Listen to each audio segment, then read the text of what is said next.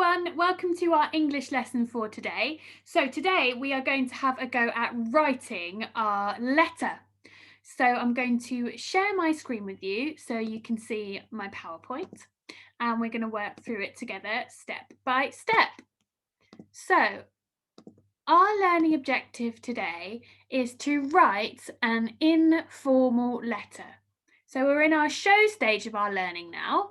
And can you see our learning objective has turned to orange to show that we are on our show stage. And we are in our applying part of our show stage, which means that we're using all of our knowledge that we have learned in our know stage. And now we're going to show what we know by doing it. So, to be successful, we need to be able to use the correct layout for an informal letter. We need to be able to use correct geographical facts, so all the things we've learnt in our geography. And we need to remember to include some additional features of a letter. So, let's get started. First of all, what features of an informal letter do we need to remember to do before we actually start writing it? So before we start going, dear so-and-so, blah, blah, blah, blah, blah, blah, blah, and start writing our letter, what do we need to remember to write first? There are 3 things I'd like you to think of that you'd need to write before you write the main body of your letter. Can you pause the video now and have a think? Can you think what those 3 things might be? Off you go. Okay, let's see if you remember, shall we? So we've got the address of the sender. So that's your address. Your address needs to go in that top right-hand corner to show that it's an informal letter. So you need to have your address on there. And that means the person you're writing to knows where to write back to. You also need to remember the date, really important, so they know when you wrote the letter.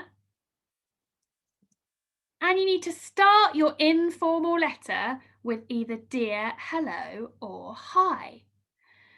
So I wonder if you can now go and have a go at writing out the start of your letter. So you just need to write in the proper layout, including all these things. So you need the address of the sender, the date, and to start with dear, hello, or hi. Pause the video now and get up to that point, please. Off you go.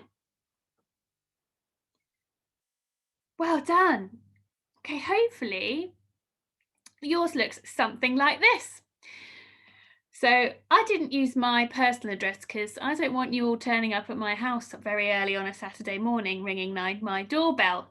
So I have used the address of the school because that's where I spend a lot of my time normally. So I've used the school address. I've then put the date of today, so Tuesday the 2nd of March, underneath my address. And I don't know the name of the person I'm writing to yet. So I've just written hi with a comma so that I can start my letter like that. So if you need to make any tweaks to your layout of your letter, you can do that now. Brilliant. Right. The next thing we need to think about is our introduction. So our introduction needs to explain why we are writing the letter.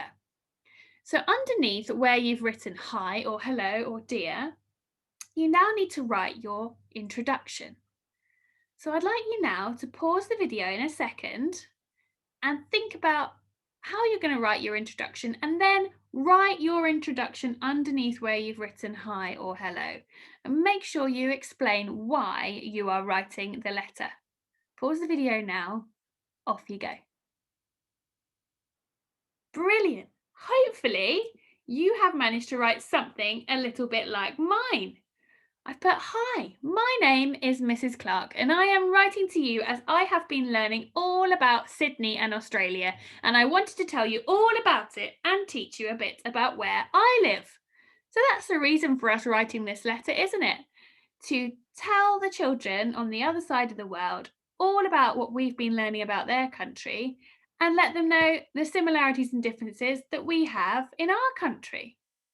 So if you want to tweak your introduction at all, You can do that now. Brilliant. Right, now it is time to write the main body of your letter. Now, you did your plan yesterday, so you know what you're going to write about and in what order, because we worked that out yesterday. So, using your plan, I would like you now to write the main body of your letter, including all of your geographical knowledge about the human and physical features of Australia and Sydney and the UK and Sevenoaks. And include all of those in the main body of your letter. And don't just list them. Remember, use adventurous vocabulary. Don't forget to use your additional features of your letter. So you're using your expanded noun phrases and your conjunctions and your commas in a list and things like that. Make sure you're including all of those to make your letter as exciting to read as it can be. So pause the video now and complete the main body of your letter. Off you go. Well done. Right. Before you finish your letter, you have got to sign it off correctly as to how you would sign off an informal letter. So can you have a think? How would you sign off the end of an informal letter? Pause the video if you need to and say out loud what you might sign off with. How would you end your letter? Pause the video if you need to. Right, I wonder what you said. I hope you said, after all this, we should know to sign it off with love or from. So at the end of my letter, I might put love Mrs. Clark or from Mrs. Clark, depending on what I felt like doing. So now, can you write the final bit of your letter? Can you please sign your letter off how you would like to do it? Pause the video, off you go. Right. Last thing I thought you might be interested in is you might want to add a PS. So you might have heard of this before, but PS stands for postscript. And that means after you're writing. Something is post, it means it's after. So after you're writing, and PSs can be used to add a little bit of additional information or something you might have forgotten to say or something you want your reader of your letter to know about. So whatever your PS is, it needs to link to your writing and what you're writing about.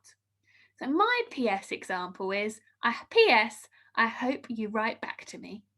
That's my example. I wonder if you can think of your own example. So if you want to, you can pause the video now and you can add a PS. Off you go. Fantastic. So now you should have in front of you a beautiful letter that you have written, and it should be looking fantastic, and you've remembered all of your features of how to lay out an informal letter. You've used your correct geographical facts from your plan, and hopefully you've remembered to use some additional features of a letter. So the last thing I'd like us to do is to evaluate. So we're looking at our reflection and our evaluation, and I think it would be good to evaluate our letter today rather than reflect. So I want you to think, when you're evaluating, these 4 questions. You might have a really tired arm now and think, actually, I'd like to say these verbally, or you might be wanting to go the extra mile and write these down. So how well do you think you did at writing your letter? So looking at everything you have learnt about letter writing, how well do you think you did? What is the bit of your letter you are most proud of? So which is your favourite bit? Is it perhaps a paragraph where you have really described in detail a physical feature of Sydney? Perhaps it's the Nepean River. You've not heard about that before and you've written some really interesting things about it. Perhaps you're the most proud of that. Perhaps you're the most proud of where you've used one of your additional features of your letter. What was the bit you found the most tricky? So what was the hardest part of writing your letter? Did you find it hard, for example, to write your introduction? Was it hard to remember what to write in in there? Did you perhaps struggle with the human features of Australia because we learnt that such a long time ago? And the last thought provoking question, what bit would you improve next time? So, if you were going to improve your letter, what area of it do you think could be a bit better if you had another chance? So, have a think about these evaluating questions. Obviously, you've done lots and lots of writing today. So, if you want to just say these out loud or just have a think about them so that you're starting to evaluate, that would be fantastic. Well done.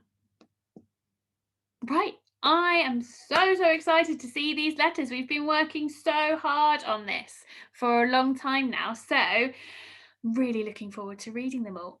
So, have a lovely rest of your day, and I will see you soon. Bye bye.